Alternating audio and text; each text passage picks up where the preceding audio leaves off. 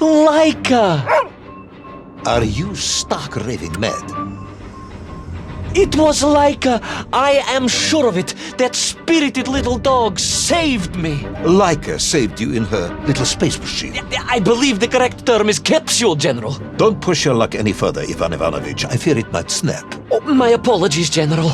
In my excitement to explain what I discovered on the far side of the Metagalaticus Interiorus, I got carried away. And it happened like this.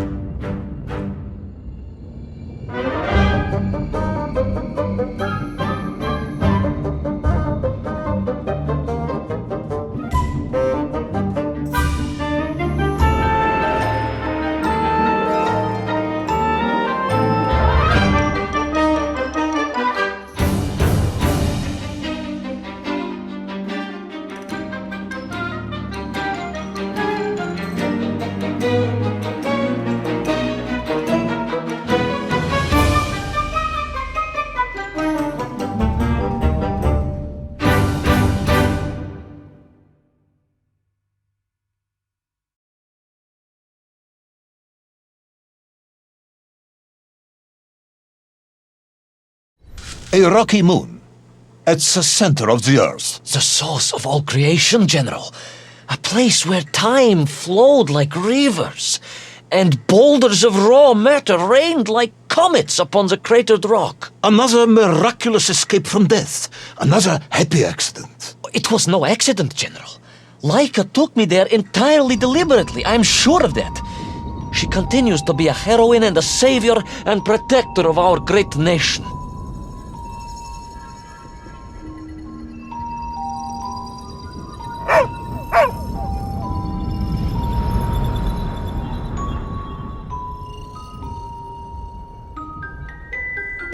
Laika died in orbit. No, General, she did not. She's very much alive and happy, and currently living several miles below our feet. Laika is dead, Ivan. She most certainly is not, General. This is the real world, Tovarish. A world where you did not go to the center of the Earth, and Laika died in orbit. In my world, General, Laika is still alive. A better world, some may argue. Very well. I will live in your world for a while longer, but time is running out. Ah, yes, time, General. I was just coming to that.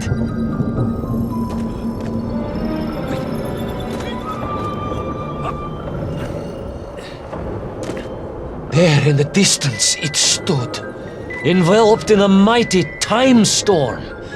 The world clock, General. The beating heart of all history. The axis mundi, the pillar of the world. Not enough to conquer Russia by drilling back to the surface with his magical mind-controlling atomic radio set then. No, General. You see, what if he could fuse little Orpheus directly with the world clock? Then his message would radiate with every tick and every talk. He would not simply be the Tsar. He would be the Tsar of all time, the eternal tyrant, the literal incarnation of everything our glorious revolution stood to overthrow.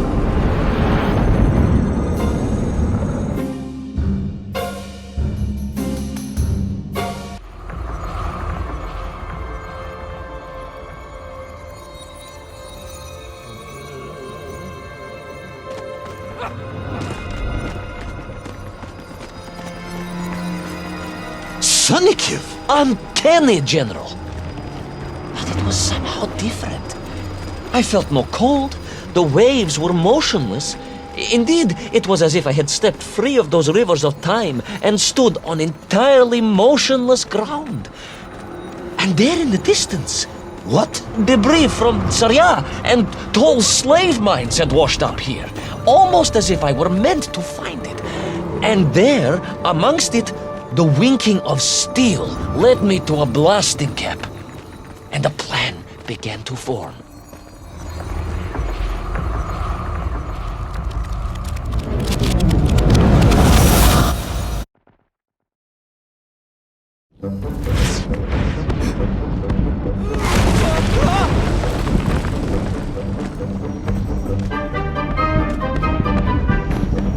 The terrain was ferocious. Explosive eruptions of fire and heat. thunderous emissions and lethal gases. Much like your cousin Pavel, perhaps, as a result of consuming all of those stolen eggs. Ah, General, you have been listening after all!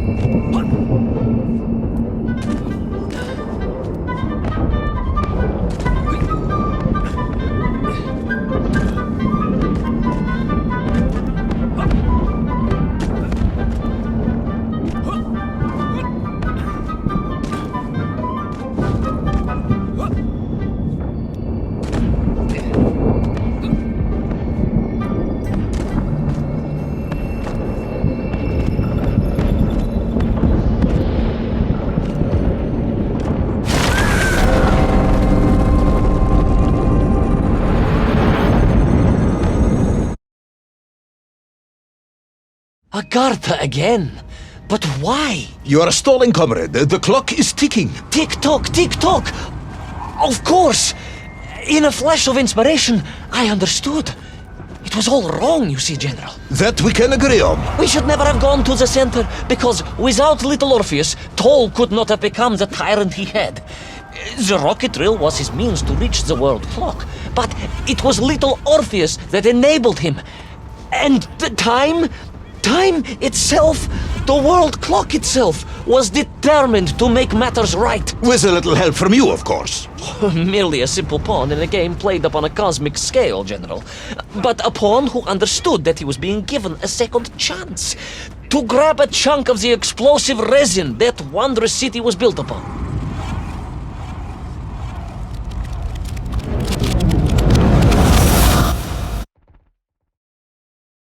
And I was back.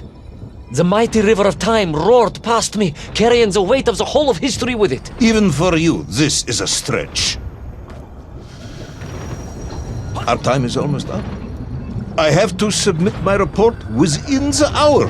Time, General. Time was nearly up indeed.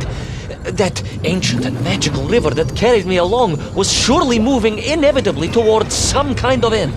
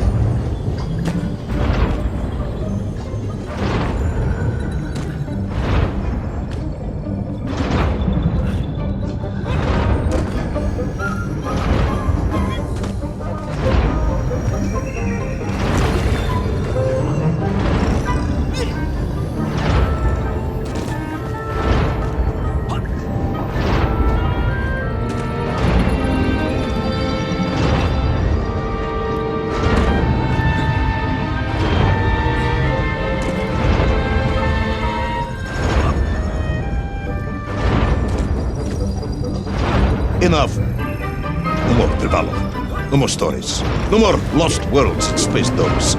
I am full of it. It is nearly midnight, and you have not given me the adequate explanation for the whereabouts of little Orpheus and the atomic bomb. But, General, I am about to tell you what happened when I finally caught up with the villain Toll. I do not care, Tavarish. I simply do not care. You have worn me down, and it is time to call a halt to this. I bear you no malice, comrade. In many ways, I admire you, but time is running out. Yes, General, yes. Time. Because it was time itself that suddenly appeared to be on my side.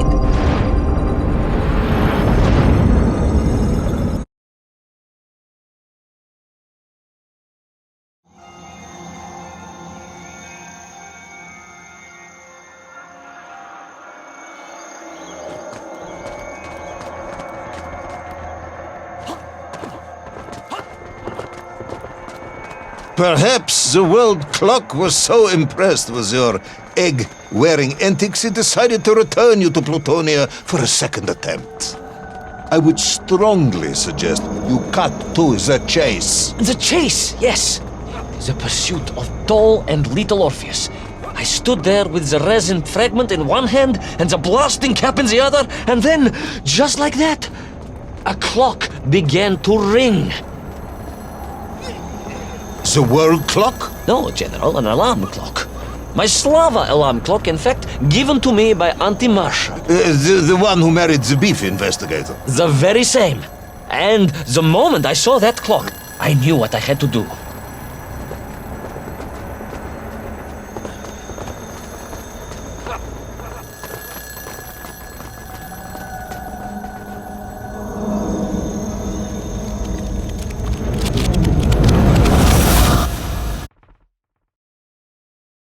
Yes, I'm waiting. A bomb, General. A bomb to destroy a bomb.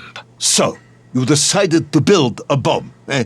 A bomb to destroy little Orpheus. It was a simple plan, really, General. Yes, you are very fond of your simple plans.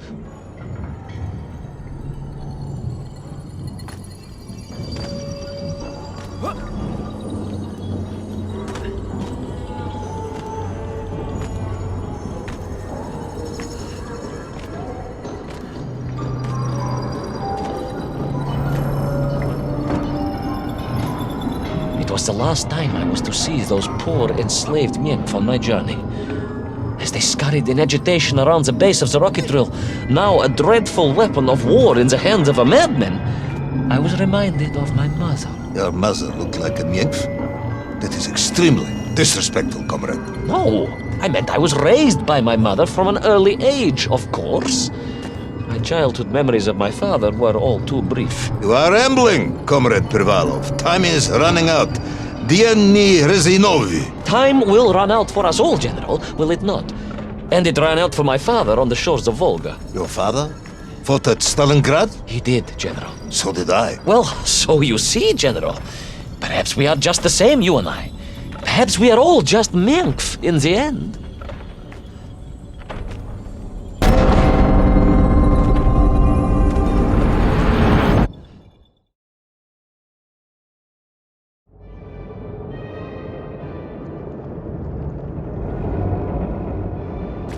What possible use in the construction of a bomb could be found in the belly of a giant whale? Were you perhaps planning on using a worm as a fuse?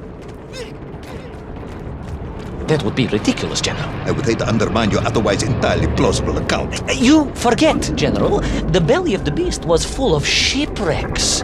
And on one of them, I was bound to find what I was looking for. Fuse wire. Comrade, yes, you'd forgotten all about the fuse until I reminded you, hadn't you? General, your cynicism is unbecoming to a man of your rank and stature.